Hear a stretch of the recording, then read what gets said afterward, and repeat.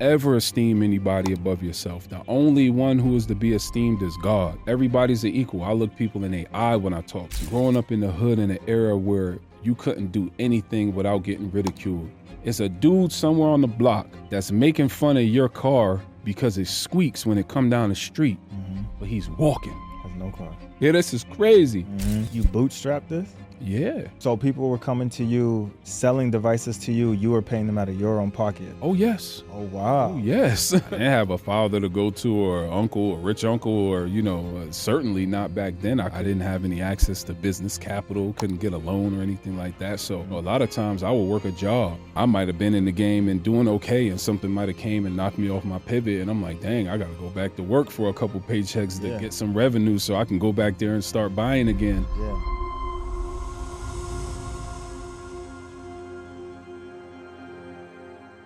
What's up, risk takers? I'm your host, DeAndre Woodson. Today, we're talking about electronics recycling and e-waste.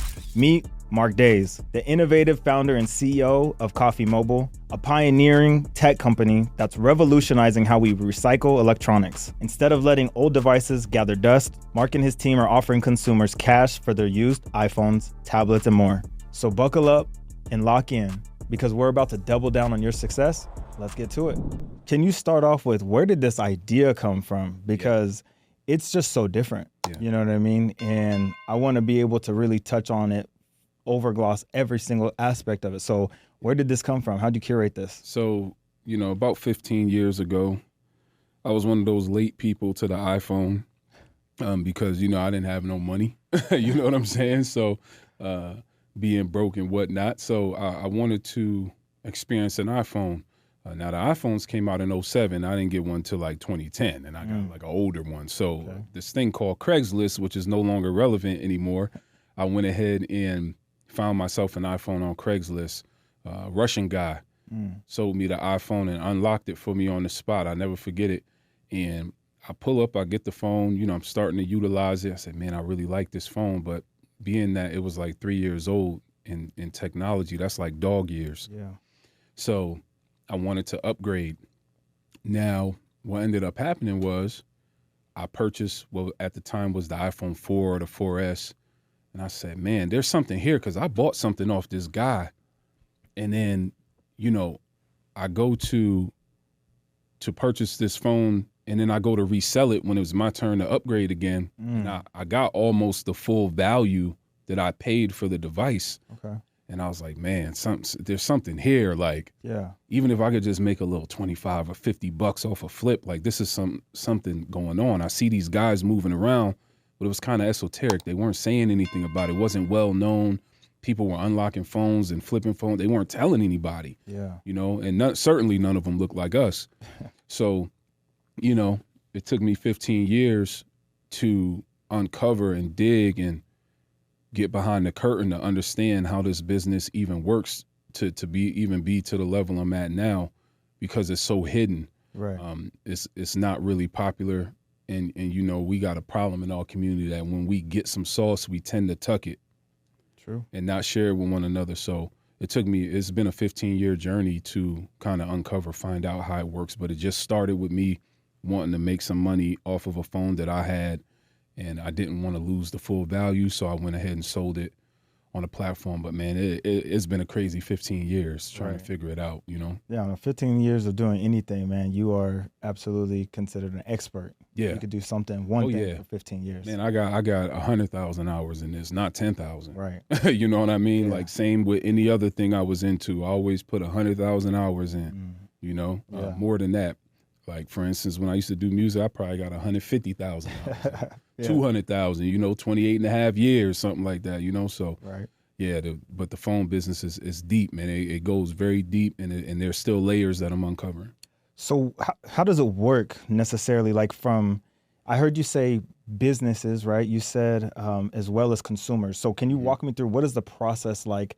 Let's do both avenues. So if it's a consumer that wants to recycle with you, and then if it's a business, and is recycle like the correct term? Is that how you? Yeah, I mean, they can just sell to us, recycle. The terminology is all the same. It's all encompassing, so it's a fair term to use. So a consumer's just different. Yeah, they're an individual. They may have a couple devices, 1 to 5, that they want to sell. Maybe they want this year's model and they want to sell last year's model. They get in touch with us. Someone meets up with them, makes the exchange, inspect it, yada, yada, quick and easy. Mm-hmm. Whereas a corporation is a little bit different.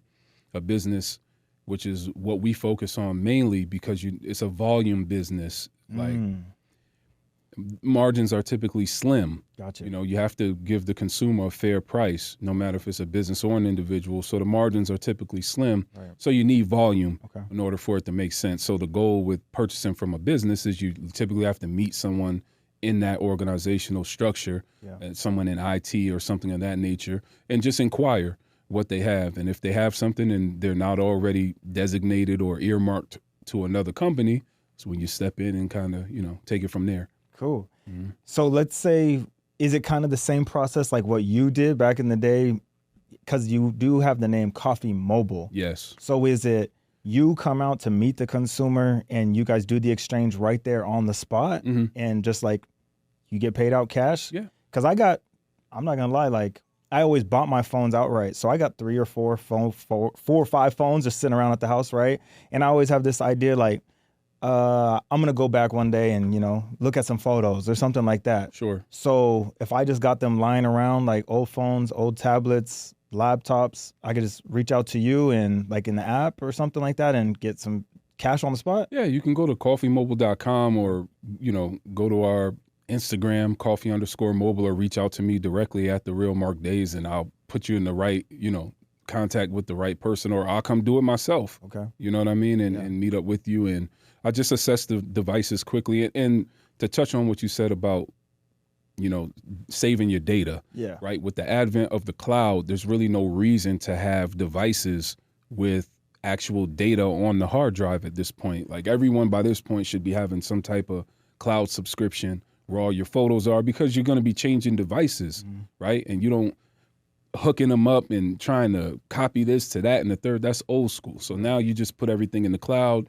you back it up, and when you get your new device, you erase the old one, and then you just restore from a backup from the cloud. So yeah, all those older devices, if I were you, I'll put all that stuff in the cloud, wipe them, get rid of them. Do you accept like any form, like broken, cracked screen, or does it have to be, working order, usable? Yeah, does not have to be working. Ooh. It can be DOA, it could be water damage, it could be broken. Now, of course, I have to pay commensurate to the condition. Okay. Right. So I have to pay in line with what I'm getting. Right. But yes, we buy them all condition. iCloud log, I don't really care. As long as it's ethically sourced and, you ain't on some YN type time out here with a Pooh Shiesty robbing phones. Like, you know what I mean? Like, we're good to go. We buy them in all condition because people forget passwords. Right. You drop them, break them, your kid threw it in the toilet, your toddler knocked it out your hand during bath time. Like, things happen all the time, Absolutely. Yeah. What about information, right? Do they need to be worried that, hey, I sold my phone to Mark, right, and his people, and I got some money, so I'm really happy, but I forgot to wipe it clean. Yeah. Is that something that they need to worry about, or do you guys handle that? Amazing question. We handle data destruction. Okay. So it's the first process in the intake process. We must wipe it clean. Yeah. You can't even access anything on there. If someone leaves their data on there, they might have left a password or whatever the case may be. So you have to wipe it clean. You have to start fresh to even diagnose the phone, to even take it through setup to see what it is. And that's typically something that I do in person. If a person has their password on there or their iCloud, or they have photos or something on there, by the time we finalize the exchange, that's already wiped and done because I don't want anyone worrying about that. But if you have to ship it in and you forgot to wipe it, it's the first step in the process. So the wiping is a must. You have to maintain not necessarily governmental, but good best practices and high standards. That's the first step. Ready to turn your dreams into reality? At Deviant Consultations, we're here to guide you, complete white glove service every step of the way. Whether you're starting your credit repair journey or you're looking to get business funding, we've got your back. Go ahead and screenshot or click the QR code below and schedule your discovery call with the team. Let's make your dreams come true together. That would be my first concern. You know what I mean? If me and my wife were to do an exchange out in the parking lot or something like that, like, you think right now on the spot, getting some cash is awesome. You know what I mean? Let's go shopping. but you didn't think about, dang, did I wipe that away? Did I leave my bank account set up? You know what I mean? Yeah. Especially now with the new iPhones, all your cards are hooked up right to your Apple Wallet. True. You know what I mean? So that is a scary thought. Yeah, and there are layers of protection against that as well. Like for instance, Apple, you can't just take somebody's Apple Pay and use it. You typically need to have a Face ID or a passcode set up in order to finalize that purchase. So while you might be able to pull the card up, for instance, you double tap your power button and the card comes up, you need a face recognition or a passcode to be able to tap it and use it. So they've put certain things in place, but yes, fair concern. Data must be wiped. We don't want your data. I don't want to see your nudes. I don't want to see your freak offs. You know what I'm saying? Yeah. Like we wipe everything clean. You know what I mean? That's just a part of it. We have to. Yeah. Thanks for touching on that. Yeah, facts. I've also, you said with companies, so I've worked for a company before where they actually like sent me a laptop to work on. They sent me a monitor, USB cable, mouse, keypad, all that. Do you do exchanges with those as well? Because I actually worked for a company and when we ended our contract, right, they were like, keep it. You know what I mean? Like, you've been with us long enough, keep the laptop. I mean, I had my own personal one already for home, so I kind of just have a spare laptop. That's something you would take as well? We definitely buy laptops. Now, we have specific criteria for the type of laptops we buy because we have to be profitable and unlock the value of the devices we take in. Right. So, I mean, if you got a 2010 Chromebook, if they were even around back then or something, the answer is no. Yeah. I don't want your Windows Vista or your Windows 7 laptop. Now, I can help you sustainably and safely recycle it, you know what I mean, and send it to a downstream vendor or something like that, whereas it can be safely recycled so it doesn't end up in a landfill.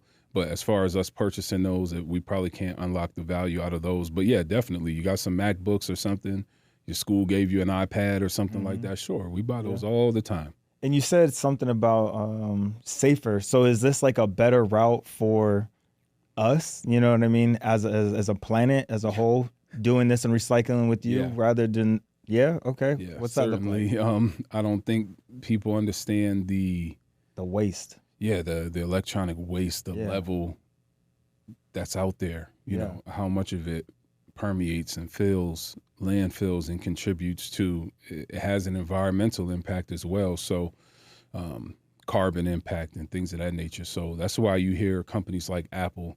I call them Capple because I think it's cap. A lot of times they're just trying to save money, but they say, oh, we'll take the charger out the box because we want to, lower e-waste. Yeah, in theory, that sounds great. We know it's for profit, but let's say they're telling the truth. That definitely will lower the amount of e-waste that's out there because you're forced to utilize what's already on hand and as opposed to getting an additional item that's going to end up somewhere in some landfill at some point, if that makes any sense, right? Yeah. So, yeah, it's a huge global impact. There's a huge impact to the planet, and it's not positive. So, and how could it be? Right. You know what I mean? Absolutely. Like our planet is full of elements, it's full of chemicals, it's full of gases, it has an atmosphere. There are scientific processes that are taking place at all times concerning the sun and things being absorbed into our atmosphere. And certain materials contribute to that either positively or negatively. So, yeah, definitely. Yeah. No, I could see it. I didn't even know that. Thank you for sharing that because I did not know that that's one of the excuses that Apple gave of not giving us a new block. Capple. Wow. Yeah. Learn something new every day. Facts. Capple. That's crazy. Oh, they're capping. I wanted to ask you about the name specifically, Coffee Mobile with a K. Yes. What was the thought process behind that? What's the purpose? There has to be something for it because it's very different and you don't think, you think coffee, you know what I mean? You don't think recycling old technology. So what was the genius behind that? Right. Just like with Apple, you don't think of a computer. You do now, but you didn't 30 years ago. Yeah. You wouldn't associate an Apple with a computer. So coffee is just simply my favorite drink. That's it. Okay. I'm a coffee fiend. I'm on it all day. Yeah. And coffee with a C was not available. So I used a K. There's no great story behind it or anything like that. You know what I mean? So it's rumored that Apple was Steve Jobs' favorite fruit. So that's where the name came from. It's rumored. I don't know how true that is, but it's the same thing with me. I just said I like the disassociation of it with the association of it, because it's just kind of like a more of a conversation starter. Yeah. You know what I mean? People say Coffee Mobile, you think of a guy delivering a bag of coffee. Right. Nothing to do with that. At It's all. just me Yeah. buying all your devices. And as I was prepping and getting ready for this episode, I saw like in the middle of your journey, like you did say, it was 15 years in, man. Yeah. It looked like you went through like a rebrand. Mm-hmm. Can you speak to that? And what was like the thinking behind that? And then also, what is the benefit going forward? Because I know there was a reasoning forward thinking for that move. So could you touch on that? Yes. Previously, I just thought the name, I had an obsession with putting my last name on things because now the reason behind that, I won't call it deep, but. I mean, it is, I don't want to cut you off, but it is a cool last name. Oh, thank you. I appreciate that. Where I'm from, my last name is, you won't find it associated with too much positivity. You know what I mean? So I wanted to be the person to attribute a positive connotation to my last name. And that was the purpose of trying to put it in the first iteration of my company name, which was Phones for Days. Yeah. So I thought it was like a cool little pun, Phones for Days. You got a lot of phones, then you got Phones for Days, right? But it kind of sounded a little, I didn't know how marketable or brandable or potentially sellable such a company would be with a name like that, right? So like, I don't want Dollar Tree Family Dollar vibes associated to my brand. So I thought Coffee Mobile sounded a lot more sleek. It sounded way more marketable, and the potential in the future for a liquidity event, I think that intellectual property would probably prove more valuable. Yeah, I got it. You're a visionary, man. You're always thinking forward. I appreciate you saying that. Yeah. I'm just trying to, think ahead if I can. Absolutely. Smart move. Power play. I like it. Thank you. Can I ask you, so when you do get these devices from a company, or let's say just like regular everyday consumer, right? What do you do with them? Are you're clearing all the data, right? You told me that. Obviously, I'm assuming if they're broken, you guys are maybe repairing them. I don't know. Is that something that you do? No, is that in-house? Actually, we don't. We are partnered with shops and companies around the country and around the world, for that matter, that will repair, bring them back to fully working standard, and sell them on to an end consumer. Okay. So really, I'm more like in a wholesale aspect. Yeah. Now, eventually, I will have in-house repair people and things like that in order to maximize the full value of a device. But right now, it's just more expedient to pass it along. Yeah. Yeah. So you said that you're like a wholesale at right now in this particular stage. What would you say would be like the benefit for a consumer going to you rather than going and getting a refurbished phone? Because essentially that's what it is, right? Yes. It'd be a refurbished, and you can buy a refurbished phone from AT&T, you know what I mean? T-Mobile, Apple. So what would be the benefit for a consumer? I mean, I'm assuming it's price, but I don't know. I want to ask. Price is definitely a huge benefit Okay. because, we spend a lot of time negotiating, things I learned from people like Brad and Grant and Cardone and people like that I have interpersonal relationships with. And it's important because you make your money on the buy, you don't make your money on the sell. And that goes for anything, Right. real estate, whatever. You make your money when you buy it. Yep. Stocks, same thing. Buy the dip, right? Right. So when we purchase, we try to purchase at a price that makes sense. If there are repairs that have to be done to it or a refurbishment, again, that's typically something I'll pass along. And that word refurbish is really a tricky term because when you think of the word refurbish, you think of someone taking the phone, sitting down, changing out the components, that something's wrong. Man, when these refurbished phones, a lot of times, they took it in the factory, they wiped it, just don't look that bad. Send it back out again. Okay. You know what I mean? And call it refurbished. There's really not a lot of work that's going into these devices from these companies. So beware of the word refurbished out there because it's overutilized and it's really not what people think it is. But yeah, definitely cost effectiveness, warranty beyond the life of the actual manufacturer warranty. If we repair something, you have to put a warranty on it, or a repair shop, for instance, you get your screen done, there should be a lifetime warranty on that screen. Right. So if something goes wrong with it, manufacturer defect wise, they should be able to do a swap out for you. So yeah, there's benefits to it, but it's mainly going to be cost because Apple taxing, Samsung taxing. Our main competitors right now are just carriers. Okay. You know what I mean? Yeah. Because they offer deals because their goal is not, they don't necessarily make money from phones always. Yeah. Their goal is to lock you in that contract. So, And you said a word, and I wanted to get to it, so I'm glad that you touched on it. You said competitors.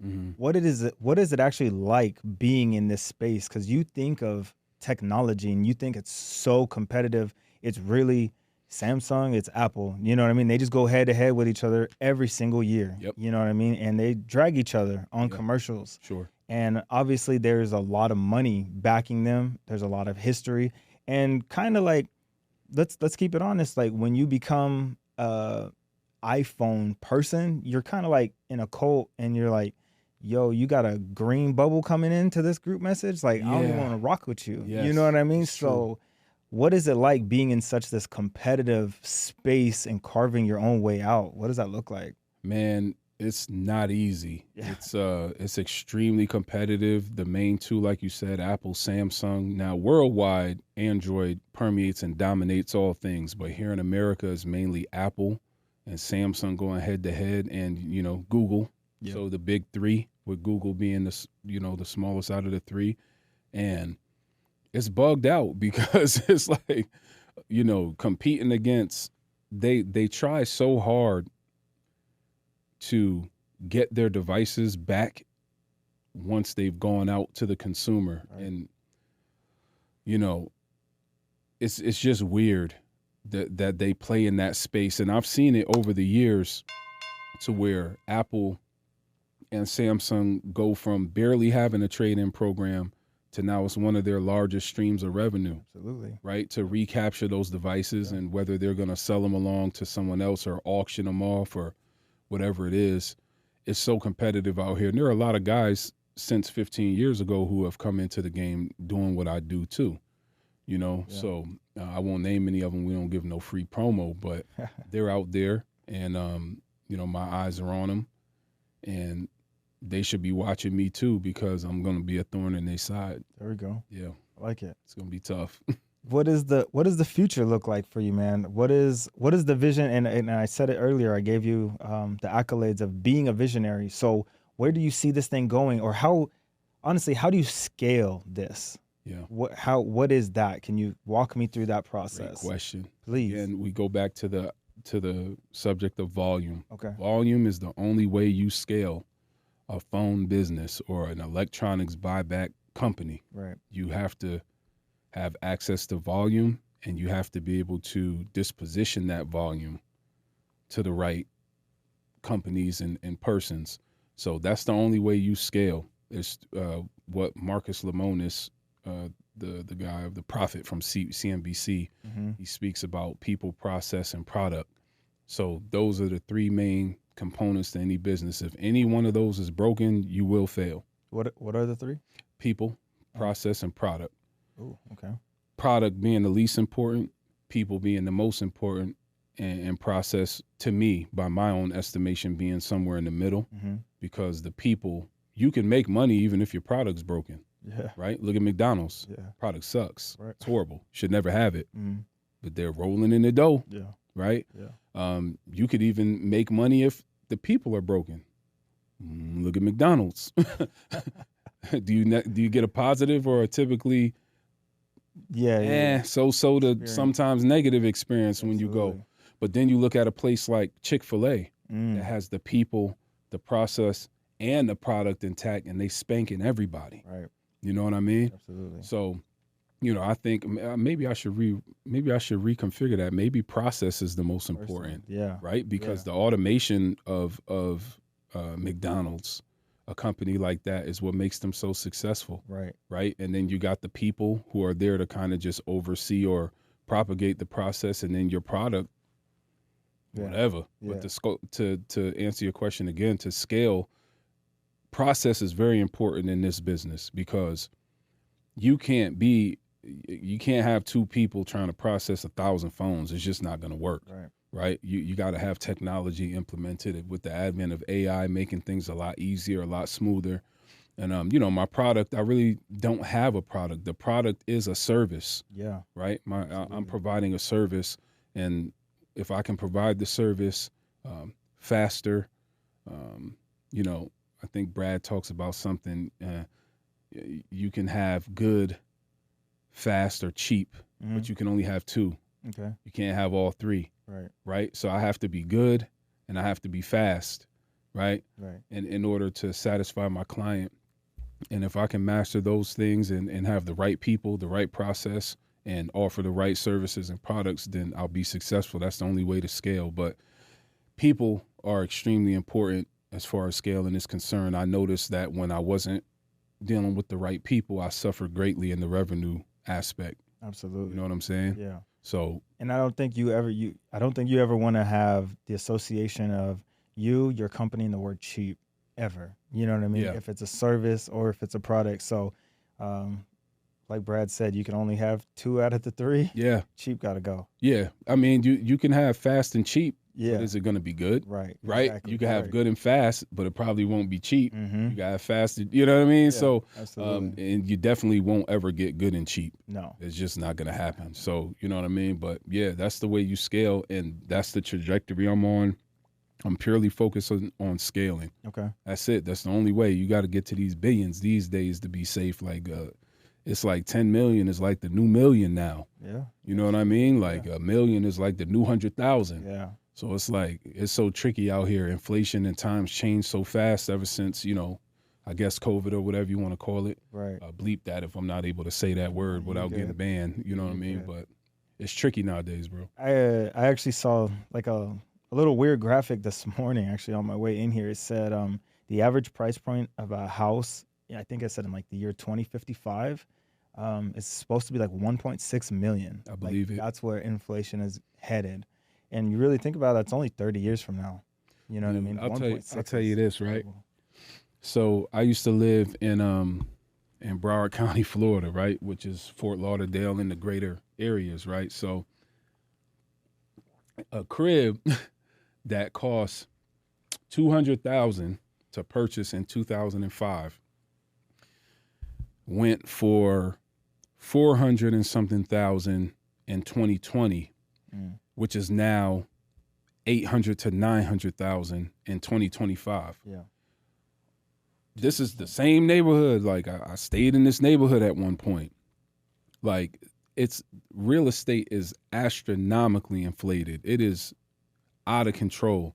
And oddly enough, that's the next realm I'm going to play in. Really? Yes, because I don't see myself wanting to do this forever. Okay. You know what I mean? At some point, I need to earn passive, from being around Grant and people like this, man. Seeing this guy just doing whatever he wants, when he wants, hopping on his jet, chilling with his kids and just doing whatever. Like, well, how you do it, Unc? Oh, passive income. All right. So I'm like, all right, here we go. Now I got another fight. I gotta go figure out. It's inspiring though, you know what I mean? So I definitely appreciate them showing it and showing the journey along the way, because you said it earlier, like when people get to such a high level and a status, they used to want to gatekeep it, not want to share it. But now, with the power of the internet and social media and all these platforms, you actually do yourself a service by sharing the journey along the way, right? And aspiring, right? And showing people you could do it too. You know what I mean? So I love it. I love every single aspect of it. I want to touch on this. I think we glossed over it, and I want to just come back to it. How do you expect to get companies? Like, do you need to like call them and get contracts of, saying, can we have your devices? Like, what does that process look like? Yes. There are agreements involved. Speaking of the word gatekeeping, you got to get through those gatekeepers, all the secretaries, all the departments of people who want to stand in the way to keep you away from the person who's a decision maker, who ultimately will either put you in touch with the actual decision maker or the person who will make the determination on whether or not this is something they even want to do. And your follow-up game has to be extremely strong. Your follow-up game has to be strong. because a lot of times you're not going to reach people. You're not going to get to the department you need to get to. But once you do, yeah, you're going to have to work out some agreements. You're going to have some paperwork, because some of those concerns you brought up, such as data erasure and things like that, is a great concern. They have proprietary data on there sometimes, data that's sensitive pertaining to the inner workings of their companies.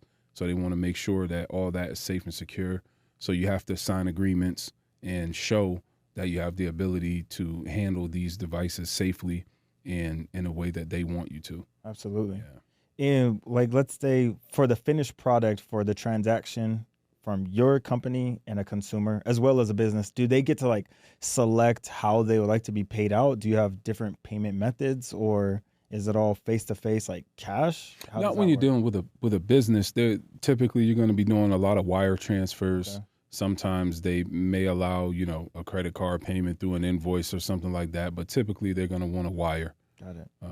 Or if it's a smaller transaction, you can do a Zelle. Yeah. Or an ACH, automatic clearinghouse. Takes a few business days, 1 to 3 business days or something to hit their account.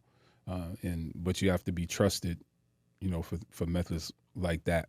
Take a little bit for them to receive the money, but it's going to be wire transfers. They want that bread, and they want it now. Right. And then for the everyday person, it could be cash, Zelle. Cash App, Zelle, Venmo. Okay. Yeah. Stuff like that. A little couple grand here, a little 500 there. You know, you can just Cash App somebody. I don't do cash like that. Okay. You know what I mean? Because if someone makes a special request and I want to accommodate them, I will try. But I tried not to. I mean, it's 2025, bro. I'm not carrying around no dirty dollar bills. Yeah, and pennies and quarters and, I'm not carrying that around. So, it's electronic payment, Zelle, Cash App, Venmo, once it's verified, and get you situated right there on the spot. And if someone was watching this from the audience or viewers with us today, if they wanted to actually purchase a phone from you, you have like physical locations like around the world, around the country, just here in Vegas, or is it based out of Vegas? Okay. We're not really big on selling devices to individuals. Okay. You know what I mean? Like, we have an eBay page and stuff like that sometimes we post devices here and there, but a lot of our business is B2B.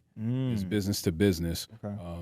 When you're talking business to consumer, it's more of us just buying from the consumer, because our devices are dispositioned and earmarked for other businesses. They're going to utilize them, sell them to an end consumer, or potentially they're going to buy 100 phones from us and distribute them to their employees. So, we typically won't sell to a consumer, but from time to time, we'll put little stuff out there. Yeah. Yeah. Absolutely. Can you speak on, because I know this had to be challenging, man, 15 years in, and that's why I wanted to give you the respect earlier.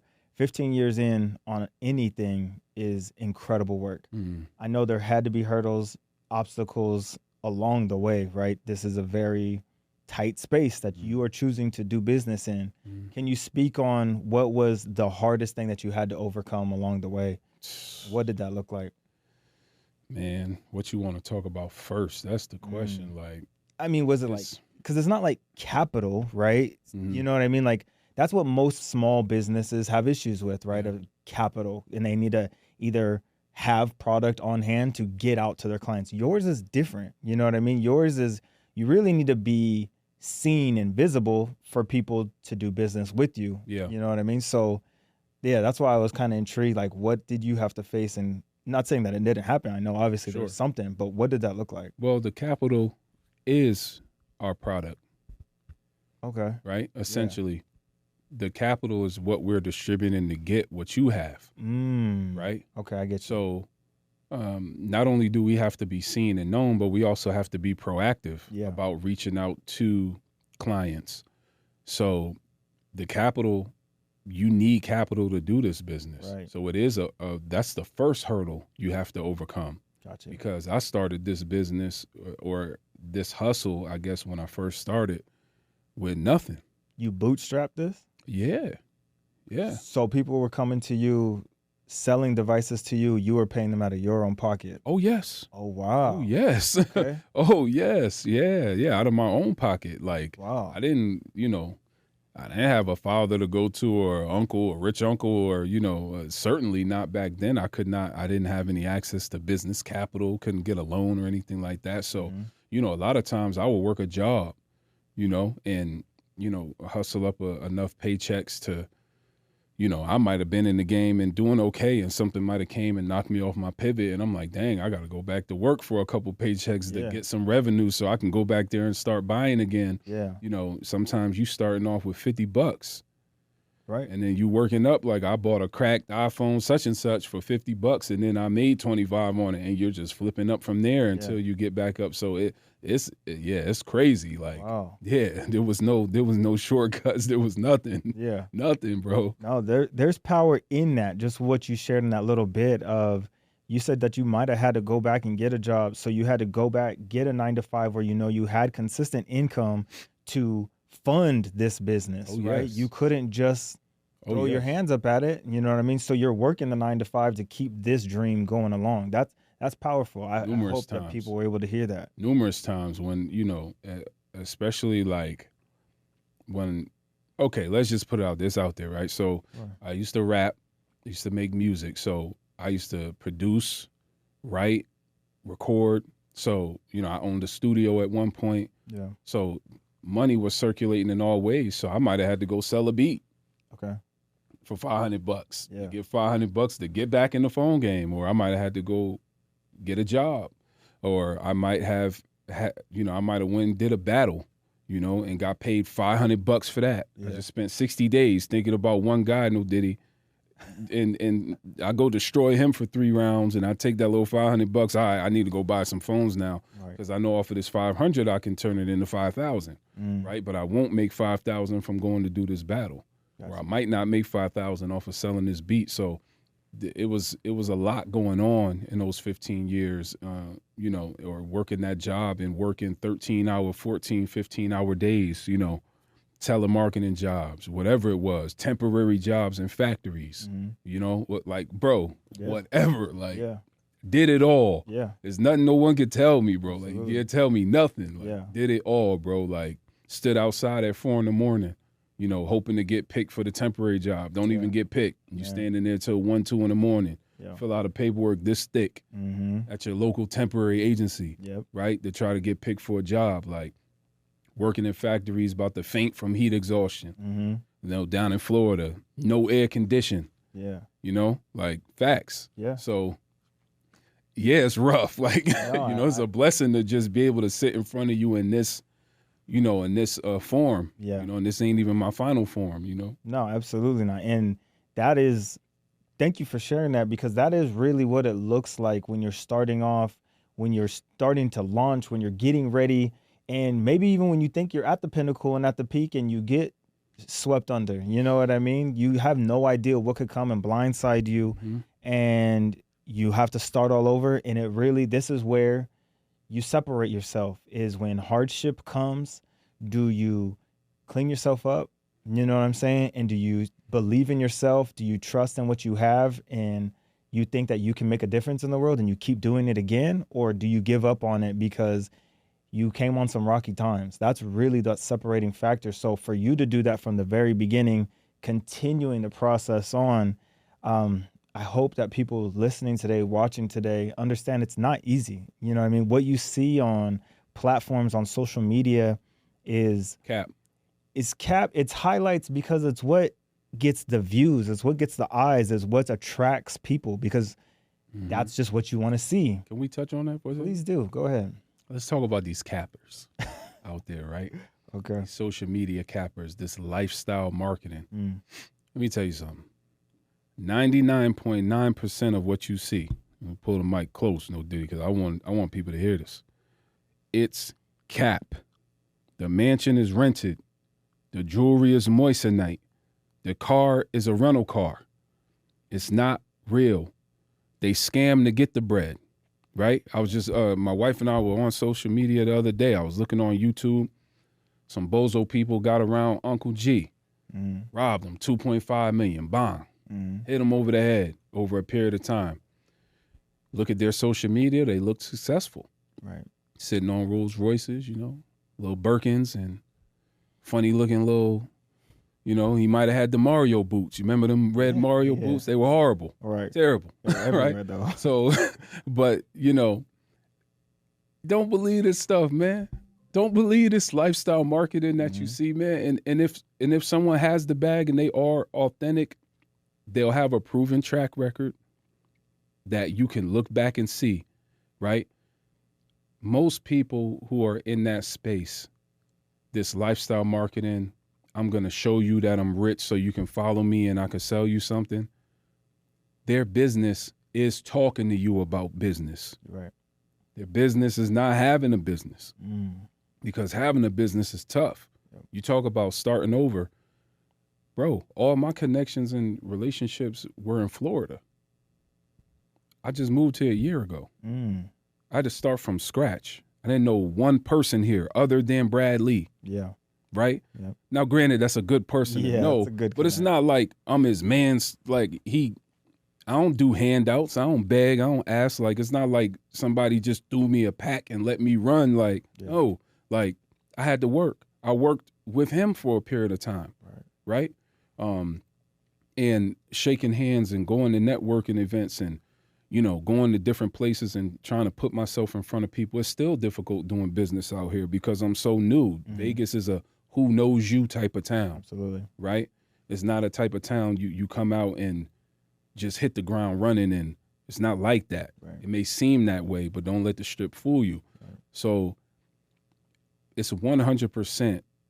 You need a certain level of gumption and a certain level of something inside. Like, I don't know what it is. Like, even when things look bleak, it's just like a tiny little voice, as corny as it might sound, a tiny little voice that's just like, you can't quit, and wherever you draw inspiration from, whether it's the girl who broke your heart 15 years ago, or, you got bullied in school, or you grew up poor and had to hustle, or, you was on the street, or you got locked up, or whatever it was that you went through. Right. Those experiences, sometimes you got to tap into that, and you don't want to get comfortable, right? I pinnacle, I don't even know what that word means. I could look in the bank tomorrow and have 20 billion. I will never feel satisfied. I will never, ever, ever feel comfortable or satisfied. It would never happen. I could see 30 trillion. I'm never going to be happy with that. 30 trillion? Bro, I wouldn't care if it was 300 quadrillion. Okay. I would never be happy. Yeah. I could own Mars. It would never, it's nothing, because you have to keep going. There's something, you have to get out of bed. There has to be a reason. And there's always going to be an issue, a new challenge to overcome. Yeah. There's no such thing to me as the pinnacle. Like, I'm never going to be comfortable, bro. It's just not possible for me. It's not that I'm ungrateful. For sure. It's nothing to do with gratitude, because you're grateful that you're no longer where you're at, but there's always a new level to aspire to. There's going to always be a new challenge, a new enemy, a new something that's in front of you that you're going to have to face, and there's just no way around it, bro. No, I feel it. I can literally feel your passion as you're speaking. So I don't think it comes off like arrogance or anything that you're not gracious. So I think you're good there. I think you covered your bases. I appreciate that. Yeah. I'm definitely grateful. Yeah. 'Cause where I come from, bro, people don't even make it to this little tiny level that I'm at. And I'm not anywhere close to where I want to be. Yeah. You know what I mean? Right. And people don't even get that far. I know right now, if I'm looking for one of the homies, I know where to find him, and I don't have his phone number. Right. I want to touch back on it because I want to know, honestly, what's the end goal here? Because I can see how you think, and I'm learning you as you're speaking. And again, I go back to the word visionary. You don't see ever stopping, right, and getting the pinnacle. So what is your end game here? Because you also spoke to it earlier when you said the opportunity of the brand of Coffee Mobile being able to be purchased. It looks differently, right? So are you already coming up with an out, you know what I mean, as in selling the company, or being able to maybe take it to the stock market, you know what I mean, and it becoming a publicly traded company? Like, what is the vision here?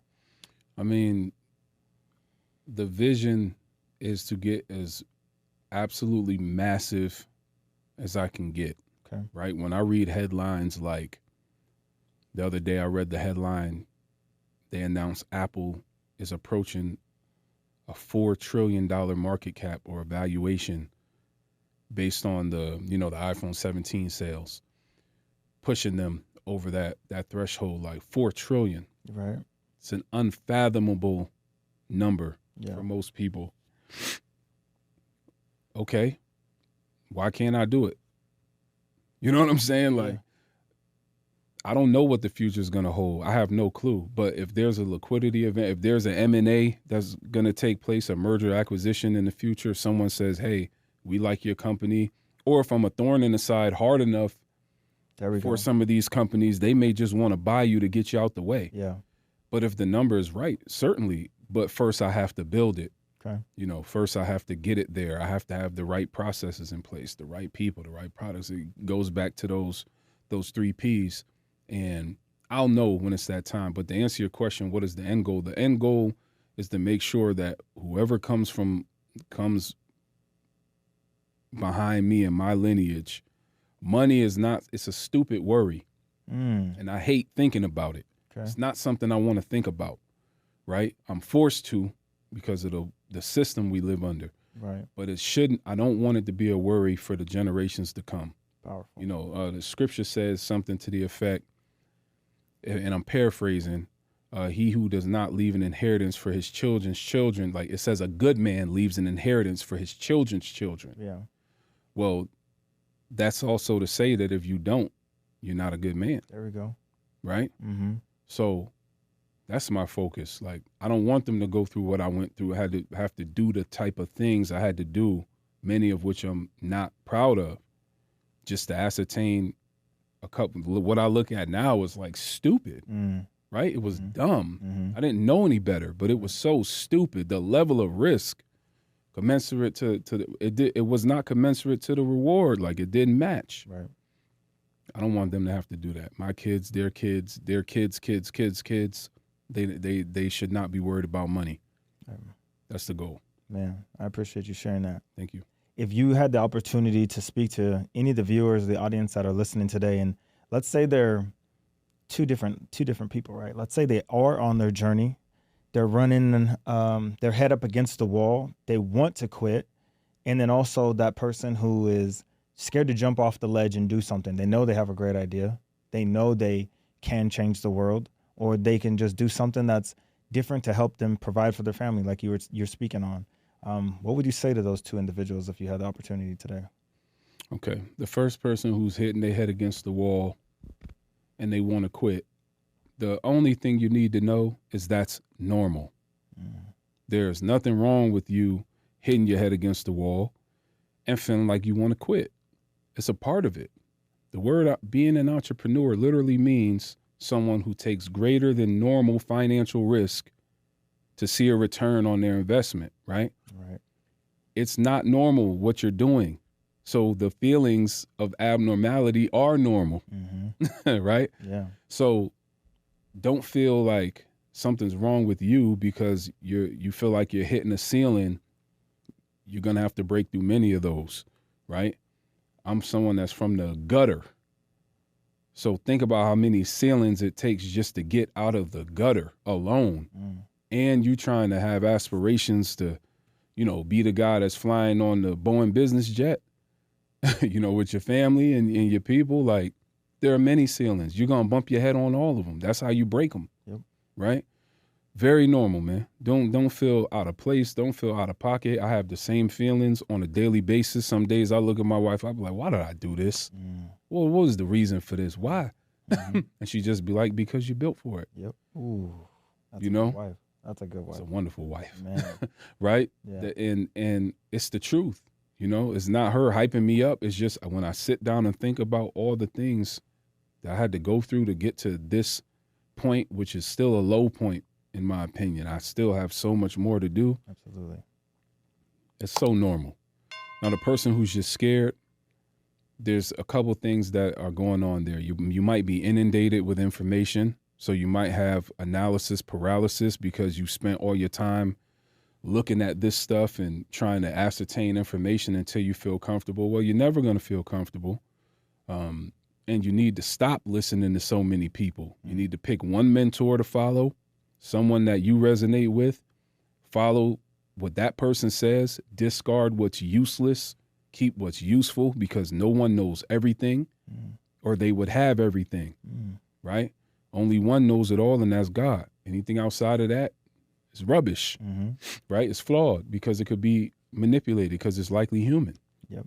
So stop with the analysis paralysis. Stop being scared. Don't put your family at unnecessary risk.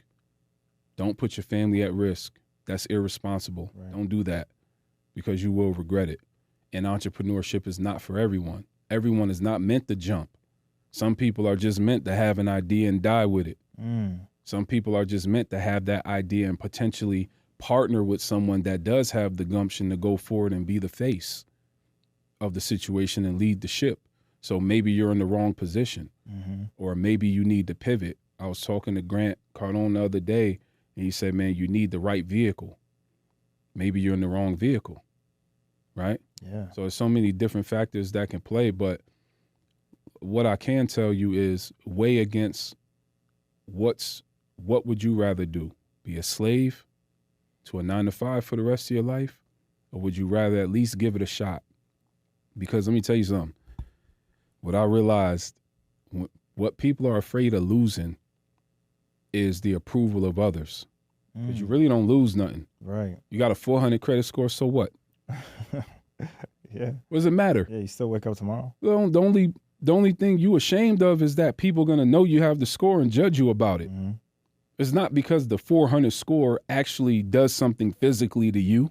Right? Now, you may be prohibited from moving in certain circles and things of that, but all it boils down to is there are systems in place to relegate you to a point where you feel ostracized.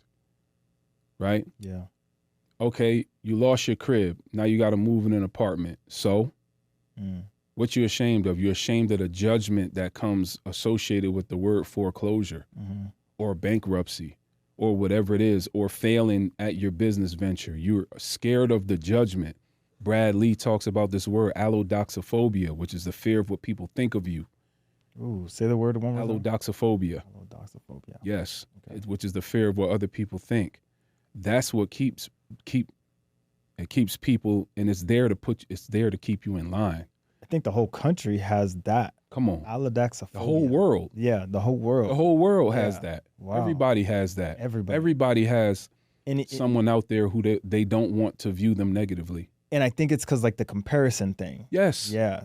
Which is the social media trash. Absolutely. See how it all ties in? Right? Yeah. Your first thing you do, you pop open Instagram, you're inundated and flooded with fakery, foolery. Yeah. 99.9% is all false. Then you go out into your day feeling down about yourself because you look in your surroundings and say, well, man, my kitchen wasn't aesthetic as Sarah J, the home cook on Instagram with 1 million followers, right? And they don't know that Sarah J, the home cook, got 3 foreclosure notices on her cabinet right now. On her refrigerator, there's a past due for electric, $3,000. Come on now. Right? Or Joe Blow, the idiot, is in his new Lamborghini Urus and he's $300,000 in debt and he don't know how he gonna pay it. Don't let these people capture you, man. Yeah. This is how they play you. Yep. Right? And this is what keeps people stuck, stagnant, and not wanting to move forward. Is you're inundated. Get rid of all this crap. Turn this mess off and focus up on what you want to do and be resolute in your decision. That's every time you hear a successful person, I'm not putting myself in that hat just yet. Okay.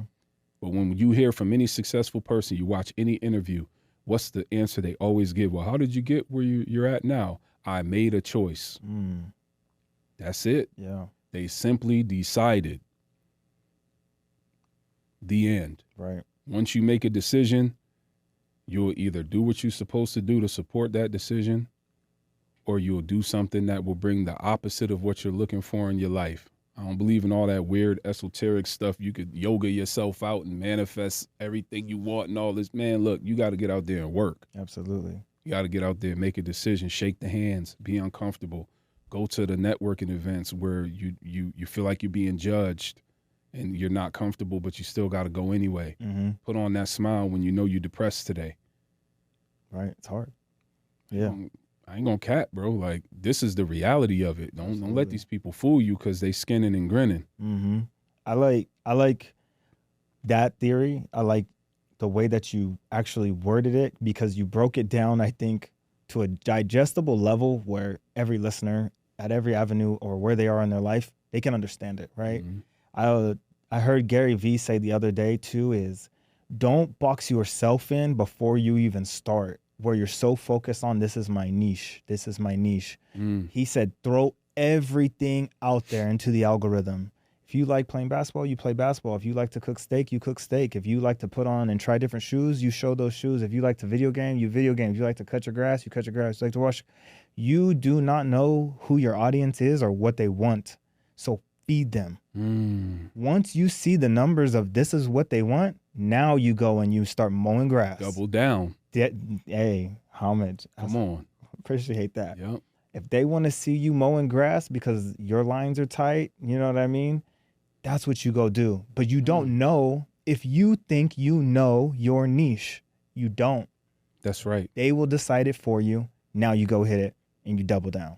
And that's what's so interesting about, again, that word allodoxophobia is because people are trying to paint the perfect picture of themselves, right? Especially people from my generation. We come from this generation of you don't take L's. There's no such thing as taking L's. So people, we know we take L's left and right every single day. You're going to take 1,000 L's a minute. Every day. Now people are transparent about the L's they take.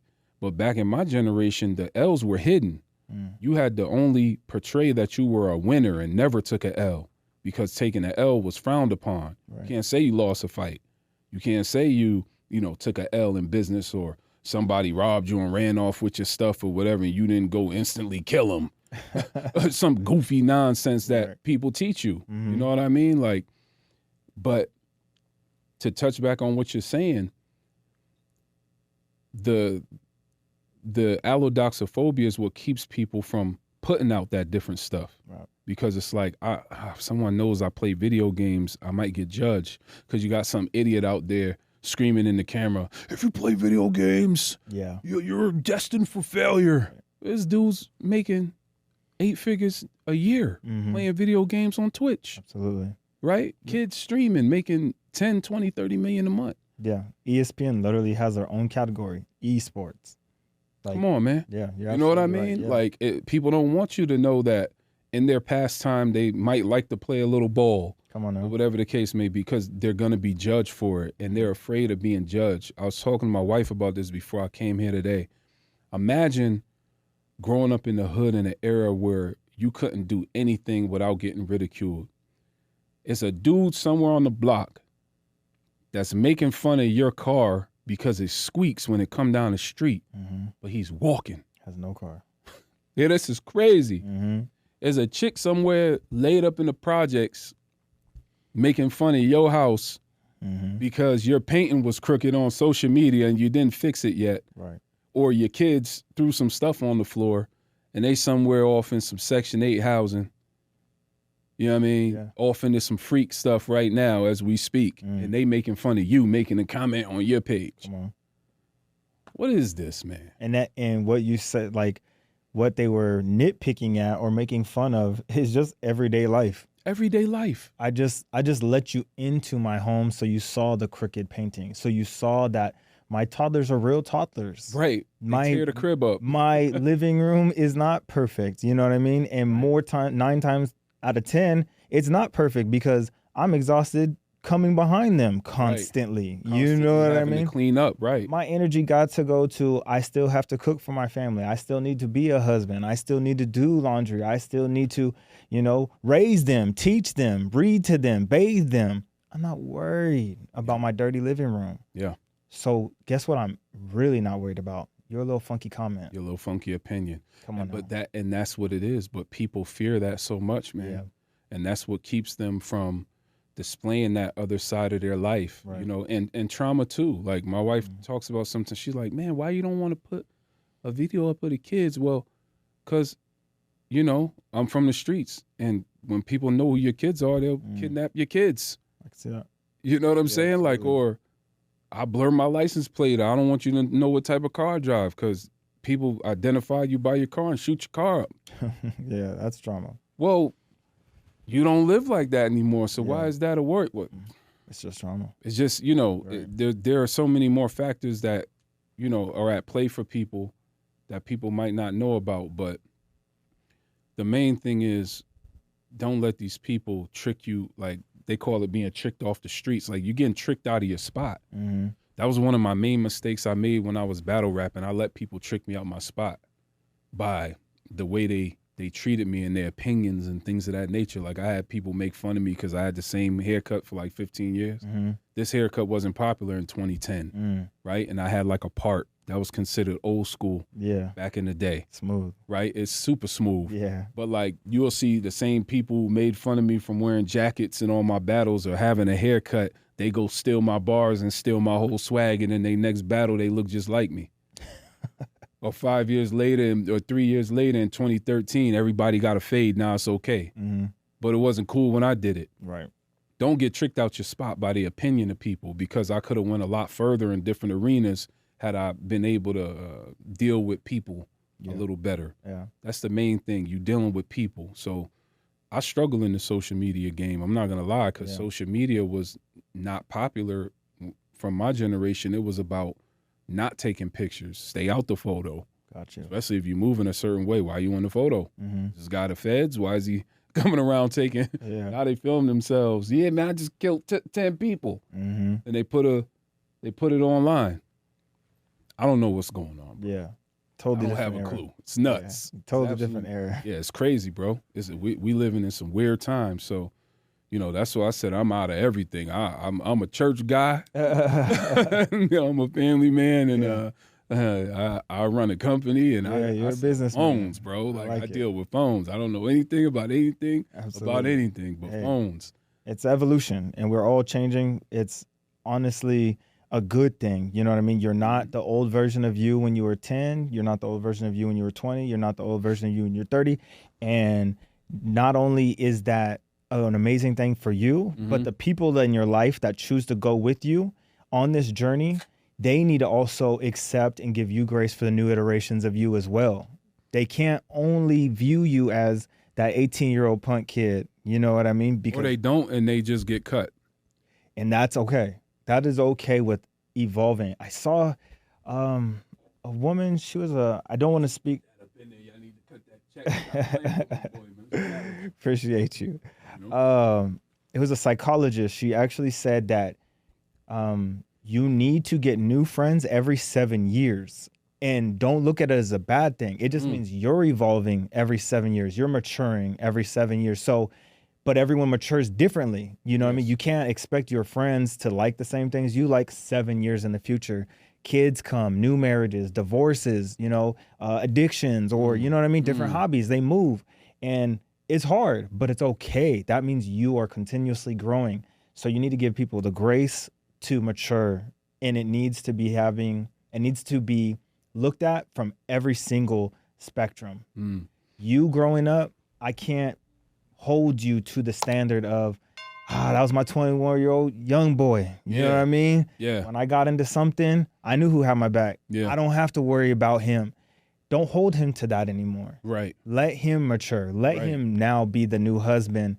Hey, and if it might be unfortunate for you because you haven't matured, but don't put him in the middle of that. Right. You know what I mean? Don't make him go lie to his wife, or don't put him in the predicament where his wife makes him make a choice between his wife and you because she knows you're bad for him.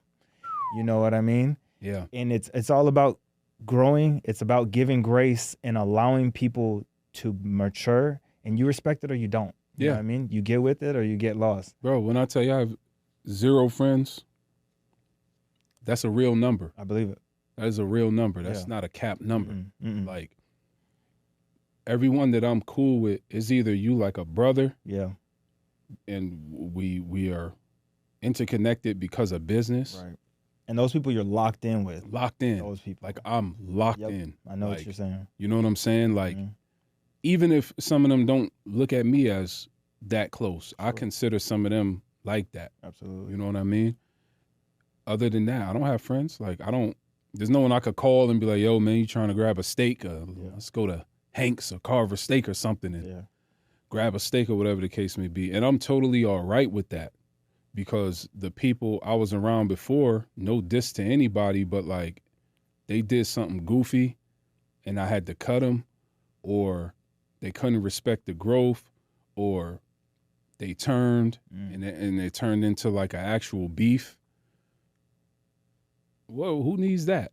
Right. Nobody. Yep. We are grown. Absolutely. I am an old man, bro. Mhm. What do I look like being out here still running around like I'm 20, Right. doing the same thing I used to do 20 years ago? I hear you. It can't happen. Absolutely. It can't happen. There's no growth. There's no positive trajectory. Everything is going to have a pejorative connotation associated with it. Whatever I do, if I stay in that mind frame and in that mindset. And let me tell you, it's not easy. It's lonely. It is. It's really lonely. I know people talk about cutting off toxic, whatever that word toxic that people overuse. They don't even know the meaning of it. But cutting off things that are not necessarily good for you. People talk about it. People don't do it. Yeah. They don't do it. Right. They really don't. And what happens when you do introspective work and you find out the toxicity is coming from you? It's powerful. Then what do you do? Right. How do you purge that? What if you the toxic one? Absolutely. Because let me tell you something. A lot of times people will cut other people off and wonder why their life is still going the way it was going. Well, the only common denominator is you. Absolutely. Right? I had to go through that work too. So, and still going through it. Yep. Because I'm fighting stuff from, Always. people ain't going to be honest like that, though. They have to appear perfect. They got to, well, I'm just, I'm well put to stop the cap. For real. You the most jacked up one. Yep. Everybody got crap. I just won't hide it because I'm not going to lie Absolutely. to look good for anybody. It is what it is. Yep. I'm on a journey. I want to be successful. I'm a human being. I come from a background I'm not necessarily proud of, but I'm not going to be ashamed of either, right? Mm-hmm. And it is what it is. You Molded either you. rock with this or you don't. Right. It's your choice. You've touched and you've grown so much, and this whole conversation has evolved into so much more, and I'm appreciative of it because it'll find the right audience member or the right viewer when they need to find it, right? Right. So this episode wasn't just we're going to talk about business, and that's okay because business in itself is more. It is a lot of networking, it's a lot of social skills, it's a lot of people pleasing, you know what I mean, like we were Tons of talking that. about. And I'm appreciative again that you touched on all of it and you were so open and you were willing to just share. So thank you for that. No problem. Normally when I close out the episode, I want to give my guests an opportunity. Think of everything. I mean, you really highlighted a lot of it today though, but just think of everything about you was already scrubbed away off the internet. So no one knows who you were or what you've done, right? Or what you did. So if you had an opportunity in a 30-second clip to speak to the entire world, who is Mark Days? And then what do they need to do to become successful? What would you want to give them that little piece of advice in 30 seconds, man? Wow. You want me to look at the camera and tell them? Or, However you want to break it down. You in the living Oof. room. man, that's a deep question. Mm-hmm. Okay. Take a minute. First and foremost, I am Mark Days, founder, CEO of Coffee Mobile. And first and foremost, I'm an entrepreneur more than anything else. Husband, father, God-fearing man. That's what I want people to remember about me, that I fear God. Let's rearrange that. First and foremost, I fear God. That's first and foremost. More than I love any human being. That's what that's about. Second, I'm a husband and a father. And then I'm an entrepreneur. Because times when this doesn't work out, that hierarchy is what keeps me, Right. And if you want to be successful, just first make the decision. Just first make the decision to be successful. That's really all it takes, because that's going to create a domino effect and a litany of other decisions you're going to have to make. And if you follow through with making those other decisions, then you're going to be successful. Success is subjective. So whatever you consider success, whether it's just getting out of your neighborhood or moving into your local suburb, putting your kids in a better school, making more money at your job, you don't have to be an entrepreneur. Entrepreneurship is very lucrative, right? Many CEOs make more than entrepreneurs will ever make. Many employees will make more than entrepreneurs will ever make. And just make positive decisions. Put yourself first. Because if you're not okay, you're of no use to anybody. And that, to me, is how you become successful. I can't tell you how to get to the pinnacle yet because I'm not there. And that's in full transparency. Once I get there, I'll double back and we'll double down again. Ooh. And we'll talk about it. Absolutely. Yeah. I'm going to hold you to that. That fair enough? I love it. All right. I think that they absolutely can take something from that. And again, they can do it when the time is right for them. Yes. You know what I mean? You got to make the decision, though. That's the most important thing. Because you can find the steps out there. There's so many podcasts and YouTubes and all that stuff that you could look up. YouTube University is great. Come on now. But the most important thing, the thing that people don't tell you is you have to make the decision. Absolutely. And making the decision is making the decision. That's it. Cutting the people. Right. Putting yourself around the right situations. Being uncomfortable. Going in those rooms where you don't even feel like you belong in yet and saying, yo, that empty chair belongs to me. And then going and sitting in it. Mm-hmm. Before you even ready. Going and sitting in the chair. Powerful. You know what I mean? Yeah. That's what I do. Absolutely. I go sit in chairs where I ain't got no business sitting. Yeah. And saying, nah, I'm making it my business to be here. Even if y'all tell me to get up and leave, I'll be back. There you go. Right? And this time I might take your chair. Yeah. From playing games. I might be sitting at the head of this table. Right. You know what I mean? And definitely I built my own table in the process. Mm-hmm. You can't come to that one. Wow. You know what I mean? Yeah. It's like that. And just realizing, let me just leave y'all with this. Everybody is equal. Please understand that. Okay. Don't let these people fool you because they have a certain number in their bank account. There are people way more stupid than you and I who lucked up and got rich or found a lane or pivoted and got in the right vehicle and got themselves a bag. Don't ever esteem anybody above yourself. The only one who is to be esteemed is God. No one else. There we go.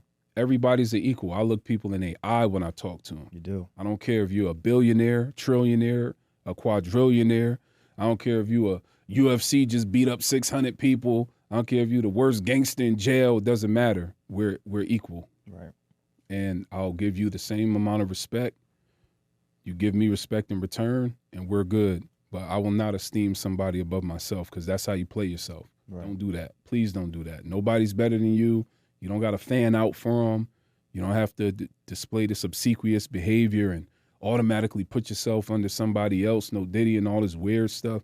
No. Give respect where it's due because some people have earned it. But outside of that, you're just as valuable as anyone else on the planet. I don't care who you are or where you come from. You're right. Man. Before we sign off, go ahead and let the people know how they can contact you, work with you, and what you got going on in the future, man. Sure. At The Real Mark Days on all social media, coffeemobile.com, coffee with a K, coffee_mobile on social media. Reach out to me directly. I'm a chill guy, you know. I'm not one of these weirdos who think they better than other people and all this strange stuff. So reach out, man, interact, follow DeAndre right here, man. Get in touch with the Double Down podcast, get in tune, get tapped in, and stay tapped in because this man right here is going to do great things.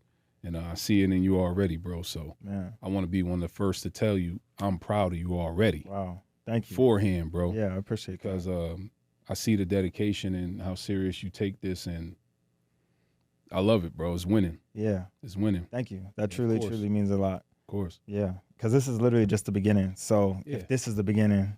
It's a great beginning. Come on now. The finish line. This is a wonderful beginning. The finish line going to be Come on. It's going to be crazy work, man. Yes, sir. Hey, this was today's episode of the Double Down podcast. I had an amazing guest with me, Mark Days. And you guys know how I always want to send you guys off being able to completely understand if no one else believes in you, you believe in you. When you have a goal and you have a dream, you double down on it. When you have a thought and ambition, you double down on it. And if no one else wants to rock with you at the end of the day, you rock with yourself and you'll be okay. That was today.